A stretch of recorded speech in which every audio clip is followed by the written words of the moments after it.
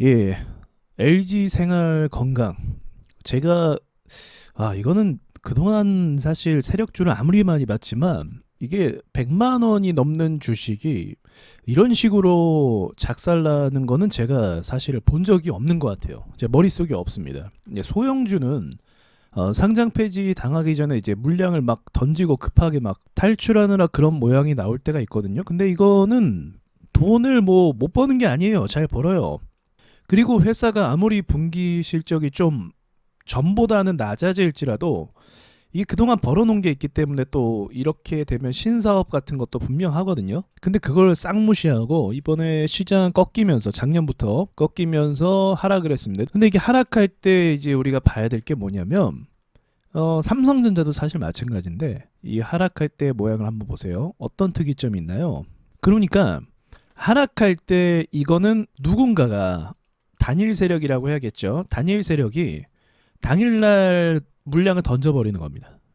그러면 이 무거운 100만 원 이상 주식을 던져버리면 이거 누가 다시 올려요? 그렇지 않습니까? 개인들이 올릴 수 있는 사이즈는 절대 아니에요. 그리고 나서 또 누가 던져요? 시장가로. 그렇죠? 시장가로 던질 때마다 차트 망가져요. 만약에 이거 없었으면 이런 흐름이 없었으면 어떻게 되냐 차트가 아마 제 생각인데 한 요 정도까지 왔을 거예요. 이거 없었으면 이거 한 방에 던지는 거 없었으면 아무리 추세가 꺾였다고 할지라도 이 정도까지 왔을 것이다. 왜냐하면 이 던졌을 때 이후의 움직임을 보시면 그렇게 크게 막 폭락하지 않아요. 그쵸? 보시면은 그냥 옆으로 갑니다. 옆으로 가는 거 보려했을 때 한 요 정도까지만 떨어졌다. 근데 더 떨어진 거죠. 이때 누군가가 시장가로 막 던지는 바람에. 그래서 이게 어떤 의도가 있을까 앞으로의 움직임이 좀 궁금합니다. 이게 대형주기 때문에 다이나믹하게 빠르게 전개가 돼서 움직이지는 않아요. 그래서 이거 가지고 있는 분들은 이제 시간을 많이 쏟을 수밖에 없어요. 뭐 길게는 뭐 3년, 4년까지도 시간을 막 쏟으면서 갈 수밖에 없거든요. 근데 이렇게 지금 보시다시피 굉장히 빠른 속도와 빠른 기간 안에 가격을 이 정도로 낮춰놨다라는 건 이거는 무슨 뭐 회사에 정말로 문제가 생겼을 때 아니고서는 이런 상황이 벌어지지 않거든요. 근데 작년 중반부터 던졌다라고 한다면 지금 1년 동안 조정을 받은 거예요. 계속적으로.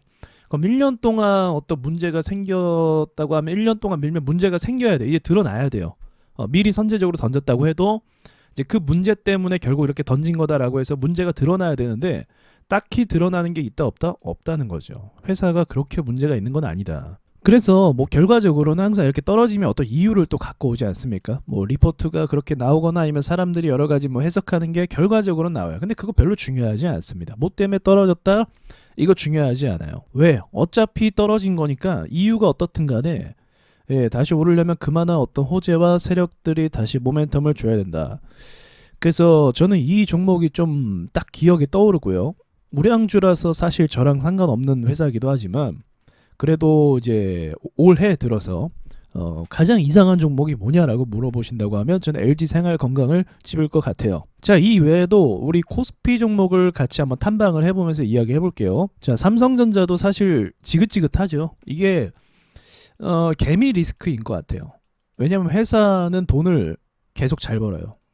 절대로 매출이 늘어나는 데 있어서 막힘이 없습니다. 계속적으로 늘어나요. 근데 이게 개인들이 이때 너무 많이 들어와서 그걸 좀 털어내는 것 같아 보입니다.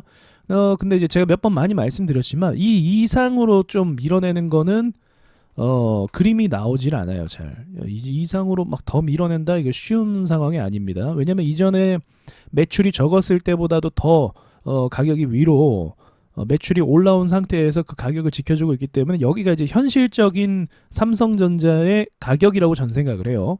삼성전자도 이제 바닥을 거의 찍지 않았나. 네, LG 에너지 솔루션도 이거 뭐 인기 엄청 많은 주식이었죠. 그래서 상장하고 나서 난리가 났었는데 그 뒤로는 시세가 전혀 나오지 않고 있어요. 근데 지금 테슬라나 뭐 이런 종목들이 오르는 그 그림을 봤을 때 저는 시장에서 한 번은 올해 안에 좀 상승을 주면서 주목할 만한 상승이 나올 수 있다라고 보고 있습니다. 왜냐면 신규 상장 나오면 보통 시간이 지나고 나서 한 번쯤은 찔러줄 때가 많이 있거든요. 높은 확률로. 그래서 그런 거 한번 노려볼 수 있지 않을까.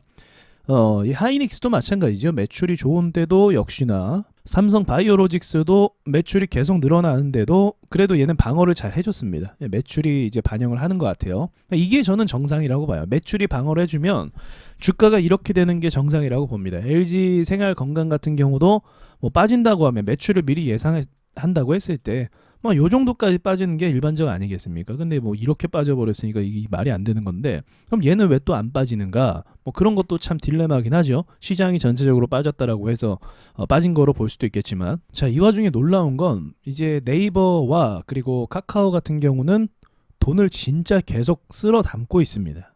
이 회사들이.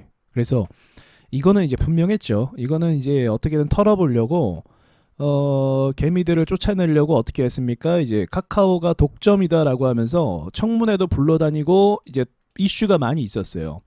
그러니까 돈을 많이 버니까 뭐 태클을 걸어서 약간 이제 스톱 시킨 다음에 주가 떨구는 이런 전략을 세력들이 많이 써요. 제가 그전에 말씀드렸지만 삼성 바이오로직스도 그랬었고 셀트리온도 그랬었고 NC소프트도 그랬고 이제 앞으로 오를 거고 그리고 네이버도 마찬가지죠. 뭐 다 그런 식으로 좀 프레임을 씌워서 회사를 안 좋게 만들어 가기도 해요. 그래서 LG 생활건강도 어떤 이유가 뭐 명분을 막 갖다 가져올 겁니다. 그리고 동진 세미캔도 마찬가지로 뭐 그런 식으로 했었고 오스테 임플란트도 마찬가지고 뭐 그런 식으로 프레임을 좀 씌웁니다. 회사 자체는 문제가 없지만 외적인 문제를 가져와서 그렇게 보이게끔 만든다는 거죠. 자, 기아와 현대도 주목해 볼 만한 부분인데 매출이 진짜 엄청납니다. 역대급이에요. 근데 주가는 반영을 안 하고 있습니다. 다른 종목들 뭐 무너지고 그런 거에 비하면 방어율이 좀 좋았다라고 전 보고 있습니다. 이게 이제 전기차도 이제 이번에 또 출시하죠. 그래서 인기가 꽤 많이 생길 것 같아요. 다시 한번. 그리고 LG전자 같은 경우는 딱히 뭐 이렇게 주가가 매력 있는 건 아닌데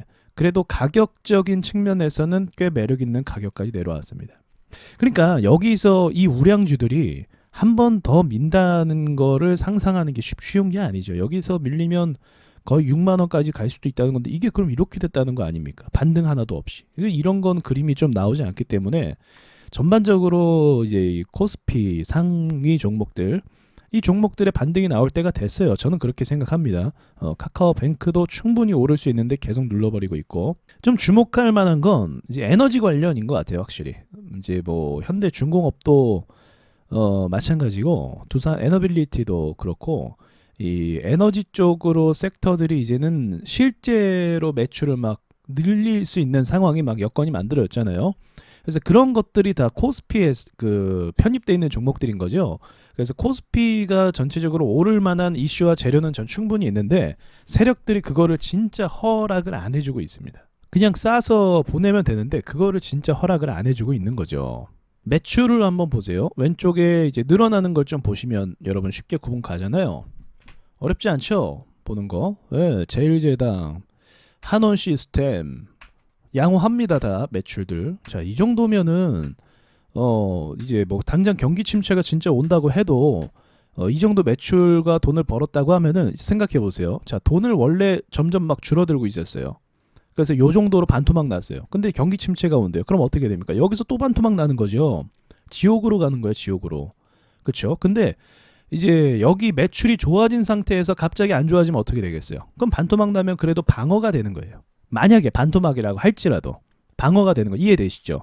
그래서 이게 돈을 많이 벌었던 사람이 이제 매출이 좀 줄어들면 좀 영업이익이 줄어들고 뭐 그렇게 되는데 그래도 이전에 돈을 많이 벌었으면 그 규모가 있기 때문에 한 방에 일이 다 없어지진 않잖아요.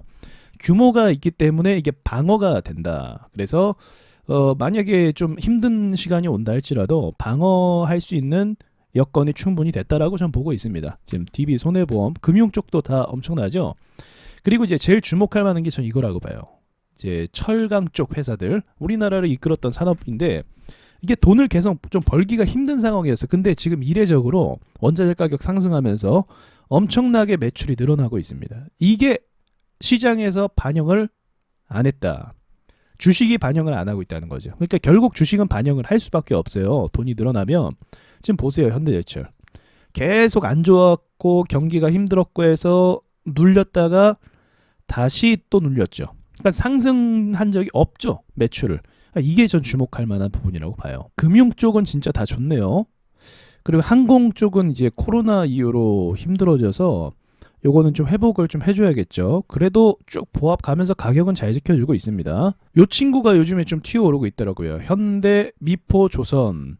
앞으로요, 여러분 그 중국과 뭐 일본과 이렇게 막 갈등 생기면서 앞으로 이제 이 조선 쪽이 좀 그 매출이 좀 늘어날 가능성이 있는 것 같아 보여요. 배를 만드는 회사들이 수주가 앞으로 더 많이 늘어날 것 같아요. 왜냐면 이제 처음에는 이제 왕래를 많이 했는데 교역을 했는데 이제 막 서로 막 나라가 갈라지고 싸우고 이러다 보니까 일직선으로 갈 길을 우회해서 가게 되는 거죠. 그러면 자연스럽게 배에 대한 주문도 전투로 올 거라고 보고 있습니다. 자, 여기까지 잠깐 회사들을 봤는데 전체적으로 나쁘지 않죠. 예, 경기 침체라고 얘기하기에는 기업들의 매출이 매우 좋다. 쌓아놓는 돈도 굉장히 많아졌어요. 자, 여기서 돈을 어떻게 보냐면 이 보시면 유보율이 있어요. 유보율 올라가는 속도를 보세요. 이거 한번 보죠. 유보율 중심으로 한번 다시 봐볼게요. 상위에 있는 코스닥, 코스피 기업들을. 자, 각도를 보세요. 각도. 돈이 늘어나는 속도입니다. 각도 늘어나고 있죠. 돈을 버는 게 최근 들어서 엄청나게 번 거예요. 예, 이게 이제 비율이 올라가고 있다는 거예요. 돈들이. 그래서 기업들이 지금 돈을 이만큼 쌓아놓고 있다. 그래서 기업들 걱정은 안 해도 될 것 같아요. 물론 나가는 돈들도 많겠죠. 근데 쌓아놓은 돈이 있으면 그래도 버틸 수 있는 기간이 충분하다라는 거죠. 기본적인 건데 전 굉장히 의미가 있다고 봅니다. 예, 자, 다들 보고 계시죠? 네, 이 상승 추세로 가파르게 틀어서 올리는 회사가 만만치 않게 많습니다. 돈을 쓸어 담고 있다는 거겠죠. 아직 2분기가 반영이 안 된 게 꽤 많지만요. 자, 그래서 부디 남은 올해 기간 동안 이거를 좀 반영을 해줬으면 좋겠어요. 이제 시장에서 방어가 잘 됐다. 그래서 기업들은 괜찮다. 이러한 좀 분위기로 좀 가졌으면 좋겠어요. 지금 분위기가 언론이 분위기를 좌우하는 거거든요. 근데 지금 분위기를 계속 밑으로 가라앉게 만들고 있거든요. 계속적으로. 기업들은 저렇게 돈을 잘 버는데 저런 이야기는 싹 안 하고 이제 뭐 무역 수지가 뭐 적자를 봤다 이런 식으로. 근데 이제 환율이 올라서 적자 보는 건 있지만 환율이 또 진정되고 내려갈 가능성이라는 것도 있잖아요. 예, 가능성을 말하는 거죠. 근데 그 가능성은 다 배제하고 환율이 계속 오를 것 같은 그런 프레임도 많이 씌우고 있는데 물론 환율이 오를 수도 있지만 환율이 오르면 이제 증시는 반대로 내려가게 됩니다. 근데 제가 아까 말씀드렸듯이 내려갈 만한 어떤 요소나 요인들이 있을까? 만약 있다고 해도 일시적이지 않을까 그 생각을 하고 있거든요. 그러니까 어쨌든 이제 올라가야 모든 사람들이 이제 복구에 좀 가까워질 수 있거든요. 그래서 이런 부분을 좀 기대를 해보자고요. 올해 말까지 저는 빠르게 반등을 줘야 된다라고 생각하고 올해 말에 만약 반등을 좀 주지 못하고 계속 옆으로만 간다고 하면은 한 번 더 흘러내릴 가능성도 있습니다. 왜냐하면 여기 있는 사람들이 또 이제 이탈을 하게 되는 거예요. 버티던 사람들이 이탈하는 거죠.